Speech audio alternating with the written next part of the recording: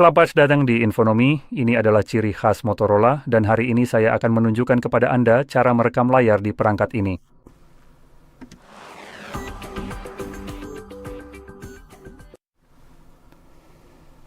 Jadi untuk memulai, Anda perlu mengusap layar ke bawah dari bagian atas, lalu usap ke bawah lagi untuk memperluas daftar tombol pintasan yang terlihat.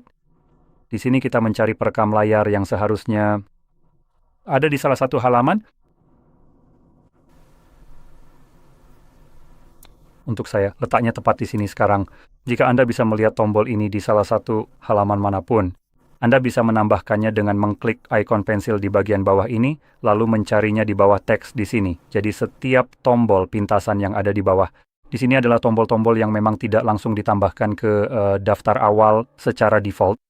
Jadi untuk menambahkannya, Anda cukup menahannya dan Anda akan melihat teks di sini berubah. Sekarang saya bisa memindahkannya, saya bisa menyeretnya ke atas teks, lalu melepaskannya. Dan ketika saya kembali, sekarang tombol ini sudah ditambahkan di salah satu halaman. Jadi letaknya di sini. Jadi setelah Anda melihat tombol pengaktifan, penonaktifan perekaman layar dari sini, Anda dapat mengetuknya atau menahannya. Saya sarankan untuk menahannya terlebih dahulu, dan ini akan membawa Anda ke pengaturan. Dan di sini, Anda memiliki beberapa opsi yang dapat Anda ubah. Kita punya hal-hal seperti ukuran avatar yang sebenarnya adalah swafoto. Jadi Anda bisa menambahkan kamera depan rekaman video dan ini hanyalah ukuran sebenarnya yang akan ditampilkan di layar. Jadi Anda bisa memperbesar atau memperkecilnya dan ini tidak perlu diaktifkan. Hanya supaya Anda tahu. Ya, sekarang resolusi diatur ke 1080p. Saya rasa itu adalah pengaturan default. Tapi jika tidak, saya sarankan untuk mengubahnya ke situ. Sebagian besar perangkat sebenarnya hanya memiliki dua opsi ini, entah kenapa biasanya tetap di 720p yang mungkin juga terjadi di sini. Saya tidak yakin apakah memang begitu. Abaikan saja pengaturan defaultnya dan atur ke 1080 karena kita sudah tidak hidup di tahun 2010 lagi. Dan di bawah itu kita punya pengaturan frame rate. Sekarang frame rate juga saya sarankan untuk diubah. Frame rate 30 pada dasarnya bukanlah pengalaman sinematik meskipun produsen konsol ingin Anda percaya itu beberapa tahun lalu. Entah kenapa, mereka sendiri sekarang meninggalkan logika itu dan lebih memilih refresh rate tinggi. Jadi untuk ini saya sebenarnya merekomendasikan memilih 60. Sekarang Anda sebenarnya bisa memilih mode dinamis. Jadi ini sebenarnya bisa melebihi itu. Itu 60. Tapi ini akan tergantung pada konten apa yang sedang direkam. Dan selain itu, misalnya untuk tujuan merekam video, untuk YouTube atau semacamnya, menggunakan mode dinamis yang bisa mencapai 120 frame sebenarnya tidak perlu karena YouTube sendiri tidak benar-benar mendukung 120. Jadi apapun yang direkam dengan frame rate tersebut secara otomatis akan diturunkan kembali ke 60. Jadi sebaiknya Anda langsung pilih ke 60 saja. Dan semoga dengan melakukan itu juga akan sedikit menghemat ruang di perangkat Anda. Tidak ada opsi untuk bitrate, jadi sepertinya kita memang tidak bisa mengeditnya. Jadi mengubah opsi-opsi ini seperti resolusi dan frame rate, mungkin secara otomatis juga akan menyesuaikan bitrate-nya. Dan dalam kasus ini, dengan logika tersebut, jika Anda beralih dari 30 ke 60, penyimpanan Anda mungkin benar-benar memakan 2 kali lipat ruang. Hal yang sama juga berlaku jika dari 60 ke 120, lagi-lagi ruang yang dibutuhkan jadi 2 kali lipat. Sekarang di bawahnya ada batas waktu perekaman, jadi Anda bisa memilih batas berapa lama Anda bisa merekam. Pada titik itu perekaman akan otomatis berhenti. Lalu ada juga batas ukuran file, jadi Anda bisa memilih seberapa besar file yang diinginkan. Sekarang kita punya opsi tanpa batas dan bisa sampai maksimal 1 GB yang sejujurnya tidak terlalu besar untuk ukuran video. Jadi ya, begitu. Terakhir, ada fitur rekam titik sentuh. Fitur ini hanya akan merekam sebuah titik abu-abu semi-transparan di mana jari Anda menekan layar. Saya akan membiarkannya tetap aktif supaya Anda bisa melihat seperti apa tampilannya di rekaman. Sekarang, setelah semuanya diatur, kita bisa langsung menutup ini. Tidak ada yang perlu disimpan di sini, dan mari kita cari kesulitannya sekali lagi. Dan sama juga di sekitarnya, kita hanya perlu mengkliknya. Ini akan menampilkan beberapa opsi di sini, jadi kita punya rekam audio, bisa dibisukan, kita bisa merekam sistem, mikrofon, atau keduanya. Sekarang, jika Anda berencana merekam keduanya di sini, saya sarankan menggunakan headphone, bisa earbud atau headphone biasa, apa saja yang penting menutupi telinga.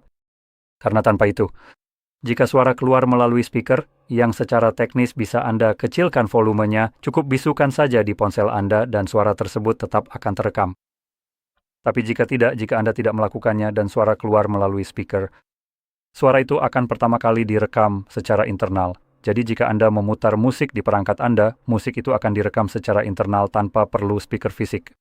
Dan kemudian ketika suara keluar melalui speaker Anda, ketika mencoba merekam melalui mikrofon yang biasanya digunakan untuk mendengarkan Anda, maka musik itu juga akan terekam. Suara itu akan keluar melalui speaker untuk kedua kalinya, yang bisa menimbulkan efek gema yang tidak diinginkan. Sekarang saya akan tetap membisukannya. Selanjutnya, kita punya kamera, itu sebabnya tadi ada selfie, ada lingkaran-lingkaran kecil yang bisa Anda atur. Saya akan mematikannya saja. Saya tidak terlalu peduli dengan fitur itu. Lalu ada titik sentuh, yang memang merupakan opsi terakhir di pengaturan. Jadi saya akan mulai merekam, masih akan ada hitungan mundur 3 detik, dan kemudian dengan notifikasi, perekaman dimulai. Jadi apapun yang Anda lakukan sekarang akan direkam oleh perangkat. Sekarang saya akan perlahan-lahan menggerakkan tangan saya di layar agar itu terlihat di rekaman. Mari kita lihat apa yang kita punya di sini. Sepertinya kita benar-benar tidak menemukan bloatware yang merepotkan seperti Netflix atau Spotify yang biasanya ada di sebagian besar perangkat. Itu bagus, tapi bagaimanapun juga DSM akan membuka sesuatu, misalnya jam atau apa saja, tidak terlalu penting.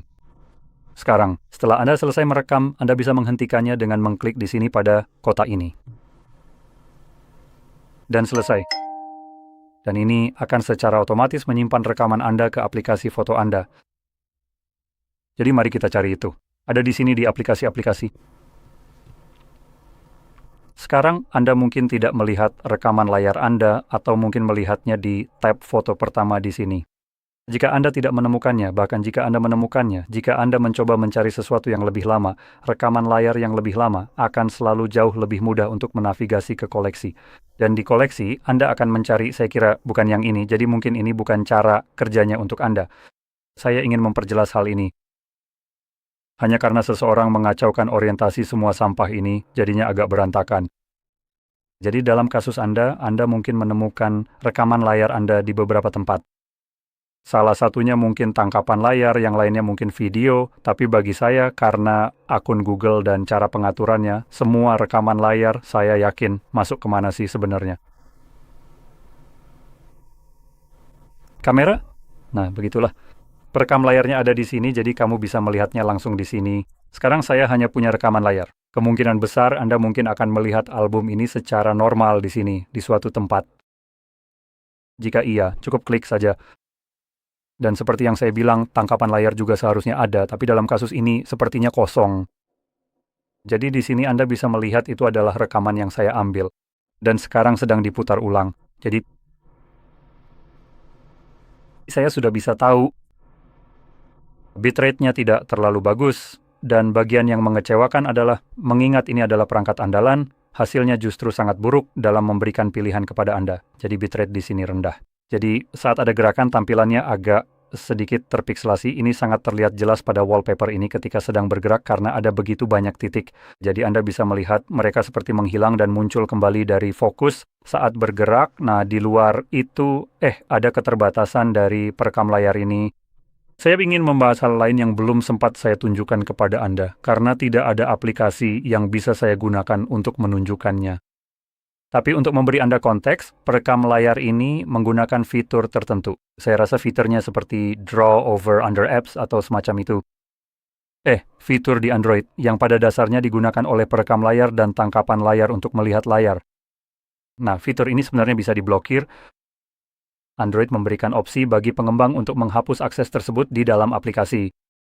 Dan ini paling sering digunakan di aplikasi perbankan, hampir selalu di aplikasi bank, karena bisa dibayangkan jika ada malware di ponsel Anda yang mencoba melihat kata sandi apa yang Anda gunakan dan hal-hal semacam itu. Lalu saat Anda membuka aplikasi bank dan mengetikkan PIN untuk mengakses rekening Anda. Jelas Anda bisa membayangkan betapa berbahayanya hal itu, betapa besar kerentanannya bagi bank Anda. Jika seseorang bisa langsung merekam layar Anda saat Anda mengetikkan itu, lalu masuk sendiri ke akun Anda. Jadi karena alasan itu, aplikasi bank menggunakan fitur ini, tapi fitur ini juga digunakan oleh aplikasi lain seperti Netflix atau Spotify. Dan ketika Anda mencoba merekam aplikasi apapun yang pada dasarnya telah diblokir seperti ini, yang terjadi adalah saat Anda membuka aplikasi tersebut, katakanlah misalnya itu adalah aplikasi jam. Nah, apa yang Anda dapatkan di sini? Alih-alih melihat konten aslinya, bukan? Anda hanya melihat layar hitam polos, tidak ada apa-apa di sana, jadi lebih mirip dengan ini sebenarnya, seperti langsung terbuka begitu saja. Tapi bayangkan tidak ada logo di sini dan hanya layar hitam saja, itulah yang Anda lihat. Selama aplikasi itu terbuka, benar-benar tidak ada yang terlihat di dalamnya, bahkan input sentuhan yang Anda lakukan pun tidak terlihat. Saya mencoba menekan-nekan dan, melakukan sesuatu. Sekarang, saya menyoroti hal ini karena ketika berbicara tentang Netflix dan Spotify, aplikasi-aplikasi jelek ini menggunakan fitur ini tanpa izin Anda. Sekarang, saya sebenarnya tidak pernah memiliki akun Netflix, tidak pernah, jadi saya juga tidak pernah menyetujui syarat dan ketentuan penggunaannya. Dan seperti yang saya sebutkan, kebanyakan perangkat memang sudah terpasang aplikasi sampah ini secara default, jadi Anda bahkan tidak menginstalnya sendiri. Dan saya merasa agak bermasalah bagaimana sebuah korporasi bisa dengan terang-terangan melampaui batas akses mereka ke perangkat Anda dengan mengubah cara kerjanya. Hanya karena saya membuka aplikasi demo, seharusnya tidak berarti aplikasi itu bisa memblokir perekam layar saya kapanpun mereka mau. Menurut saya, seharusnya itu menjadi keputusan saya, apalagi saya tidak pernah menyetujui syarat dan ketentuan penggunaan maupun memiliki akun. Dan karena saya menganggap ini sebagai pelanggaran terang-terangan terhadap properti saya. Dan apa yang bisa saya lakukan di ponsel yang sudah saya beli dengan uang saya sendiri. Dan bukan, maksud saya, kalau misalnya korporasi seperti Netflix yang memberikan saya ponsel itu, ya silakan saja blokir, saya tidak peduli. Namun karena ini ponsel saya dan saya pemiliknya, saya tidak membenarkan hal itu. Jadi karena itu, saya akan membahas secara singkat hal-hal lain yang bisa Anda gunakan sebagai pengganti omong kosong. Netflix. Jika mereka ingin memblokir akses Anda untuk melindungi privasi, sama seperti yang dilakukan Spotify, yang ironisnya, Spotify sendiri yang akhirnya melakukannya. Mereka menjadi bisnis karena pembajakan, dan sekarang mereka bermasalah karena ada yang membajak konten mereka dan pada dasarnya menjadikannya arsip. Oh, kasihan sekali mau nangis. Jadi untuk tujuan itu, sekarang mari kita bahas ini secara singkat. Misalnya untuk hal-hal seperti Netflix, ada beberapa opsi yang bisa Anda gunakan. Jadi kita punya beberapa hal seperti pstream.move dengan asumsi saya mengetiknya dengan salah. Boom, itu salah satunya. Mungkin akan meminta Anda untuk menginstal semacam plugin yang akan membuatnya bekerja sedikit lebih baik dalam hal menemukan repositori tempat ia mengambil video atau film. Tapi Anda bisa lihat dengan jelas, kita punya akses ke hampir semua yang Anda harapkan. Kita punya yang paling populer saat ini, seperti Greenland, Zootopia, dan seterusnya. Setidaknya ini seperti awal tahun. Jadi Anda tahu, itulah yang sedang ada sekarang. Dan Anda bisa mengurutkan berdasarkan film, acara TV, jadi itu cocok untuk hal-hal seperti ini. Anda juga bisa melihat yang lain, dengan nama yang agak kurang bagus. Jadi, itu. Saya rasa seperti ini, apakah saya benar? Ya, benar. Yang ini memang memunculkan beberapa pop-up yang mengganggu, tapi pada dasarnya sama saja. Dan Anda dapat membuka konten apapun di sini dan melihatnya, tonton saja sampai selesai. Dengan, percaya atau tidak, resolusi 1080p atau 4K jika konten tersebut memang tersedia dalam resolusi seperti itu. Jadi Anda tidak perlu menjual data Anda dan selama datanya bisa diakses, itu tidak memungkinkan Anda mendapatkan, Anda tahu, rekaman 4K. Jadi itu berjalan dengan sangat baik. Dan misalnya untuk menggantikan sesuatu seperti Spotify, Anda bisa menggunakan pada dasarnya Revenge sebagai contoh. Jadi Anda perlu mencarinya. Tidak banyak lagi yang melakukannya. Anda akan menemukan banyak hal yang terkait dengannya, termasuk juga YouTube.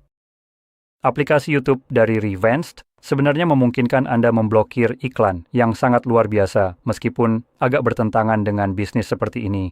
Tapi, untuk pengalaman pengguna, ini benar-benar fantastis dan saya sangat merekomendasikannya. Saya sih tidak bisa membayangkan menggunakan YouTube tanpa ini. Jadi itu salah satunya. Dan misalnya untuk musik, Anda jelas bisa menggunakan versi YouTube Music dari Revenge atau sebagai alternatif, Anda bisa menggunakan sesuatu seperti yang saya lakukan. Ini memang tidak bekerja dengan sempurna, tapi tetap berfungsi, yaitu Metrolist sekarang. Aplikasi ini menarik, aplikasi ini mengambil musik Anda dari YouTube Music pada dasarnya, dalam kasus ini dari Jika Anda membuat beberapa playlist di YouTube, aplikasi ini akan mengaksesnya dan memungkinkan Anda memutarnya di latar belakang. Hal yang sama juga berlaku, hanya saja ini aplikasi YouTube juga. Dan itu tidak memerlukan langganan atau semacamnya, cukup masuk saja dan langsung bisa digunakan. Jadi, Metro ini memang agak sedikit lebih bermasalah. Kadang-kadang, lagu-lagu untuk saya kadang tiba-tiba berhenti diputar, saya juga tidak tahu kenapa. Jadi Anda mungkin bisa mencari aplikasi lain yang serupa. Mungkin Anda bisa menemukan yang lebih baik. Saya sendiri tidak terlalu peduli untuk beberapa waktu, jadi itulah yang saya rekomendasikan, tapi bagaimanapun juga, saya harap ini sangat membantu. Saya mencoba memberikan sedikit lebih banyak wawasan selain hanya ini, dan memberikan Anda Anda tahu, sedikit informasi tersembunyi. Jadi jika Anda merasa ini bermanfaat, jangan lupa untuk tekan like, subscribe, dan terima kasih sudah menonton. Semoga video ini tidak didemonetisasi.